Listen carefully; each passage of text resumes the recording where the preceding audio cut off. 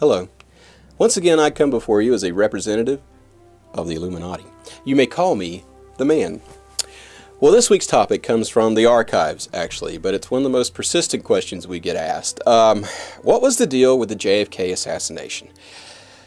Now, right up front, I want to stress that this is something that happened in a previous administration of the Illuminati. A different The Man was in charge at that time, and we don't do this kind of thing anymore.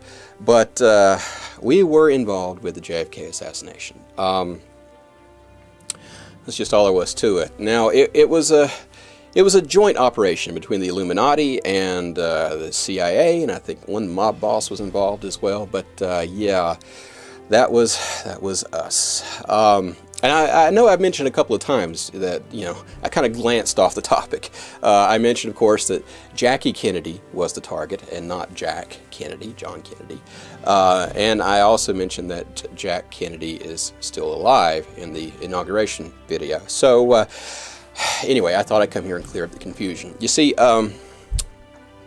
early in the Kennedy administration, we discovered that Jackie Kennedy had been replaced with a shape-shifting alien. And she was using her influence on the president to do, well, very odd things. Now, she was very interested in the space program, of course, and she had her own agenda for that, and so that was one of the reasons why he chose to go to the moon, as they say. And so, yeah, that was her influence. And anyway, when the president himself got off his painkillers and muscle relaxants for his bad back, he proved too difficult for her to influence, and so she replaced him altogether with an android.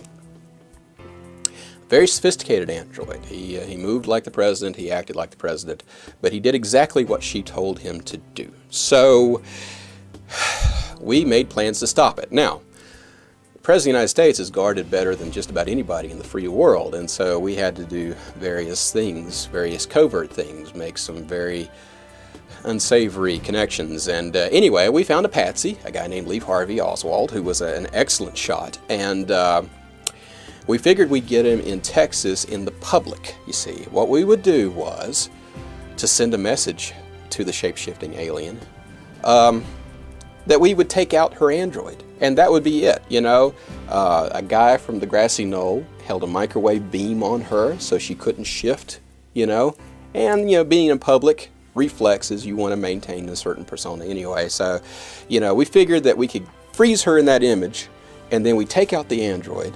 We take them all in the chaos, and then, since this time we had actually found where the president was and Jackie, we would just replace them. We'd say the president got wounded.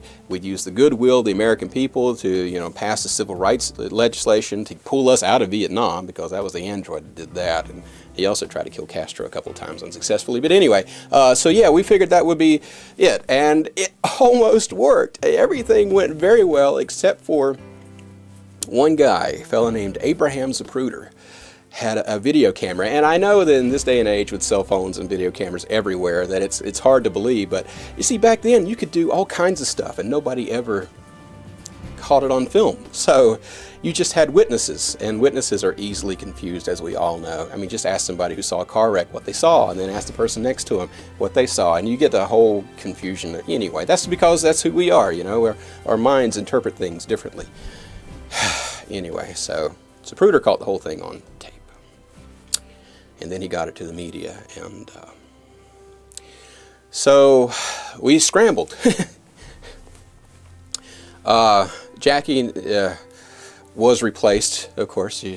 We took off the shape-shifting alien. We sent her, anyway, off planet and never to return. And Jackie then divorced Jack, which she was going to do anyway because of the whole Marilyn Monroe. Well, you guys know about it. Anyway, yeah, so she went on. She lived her life, She married Onassis fella. She had a good life. Jack is still alive. He's still very active in politics, behind the scenes, of course. And he attends almost every inauguration. He wasn't at the last one, but he usually attends them. He's had a very nice life outside the public spectrum there. And but that's it. That's what happened. I know it sounds like it's hard to believe. I really do. I understand that. But ask yourself, what is harder to believe? That story, which we know to be true because we are the Illuminati, or the story that the CIA and the Mafia and Castro and Russia and fill in the blank all got together, conspired with fill in the blank, Vice President Johnson, whoever you want to blame, got together and then killed John Kennedy, and then nobody said anything about it since then.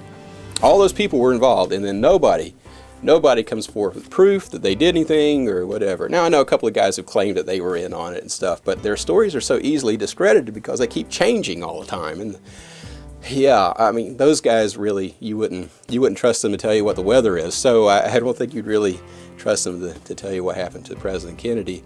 Now, of course, the only third option is that there was a lone nut in the book depository that shot and killed the President of the United States. So who are you going to believe? I say believe us. And as a matter of fact, you know, we don't do this kind of thing anymore. We're the good guys. I just want to let you know that. And so we've got all these great goals for humanity. We really do. And if you could just do your part, I think things would be a whole lot easier. Now, part of that, of course, is if you have any questions or comments, you just leave them down in the comment section below. And the other part is, when you walk outside your house and you look up in the sky and you see those chemtrails blazing, why, you know what I would do? I would just relax and breathe deeply